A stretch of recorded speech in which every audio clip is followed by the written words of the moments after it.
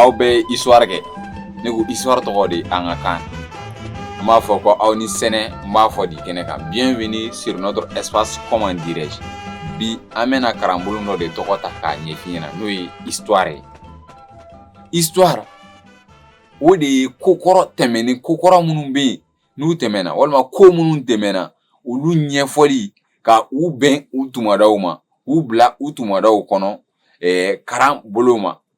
o karan suguyaw a bɛ fɔ o de ma ko histoire n'a fɔra sisan ko Sumaworo Kante ni Sunjata kɛlɛla olu kɛlɛla cogo di Bitɔn Mamari Kulubali tun ye Segu mara o koɲɛw kɛra cogo di k'u bila u tumadaw kɔnɔ nin kɛra 1236 tuma la nin kɛra 1710 tumaw la ka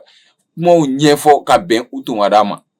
o kalan suguya a bɛ fɔ o de ma ko histoire o bɛ fɔ cogo di an ka kan na a bɛ fɔ o de ma ko dɔfɔ o de ye ko min kɛra ka tɛmɛ o fɔli an ka kan na dɔ o bɛ kɔnɔna de fɔ dɔfɔ o ye tuma kɔnɔla ko de kɔnɔla dun ye ko min tɛmɛna ka ban lafɔ o ye ko min natɔla o ɲɛfɔli de ye an bɛna walawalali di ma ale fɛnɛ la a bɛ fɔ histoire de ma an ka kan na ko dɔfɔ n'i y'an suit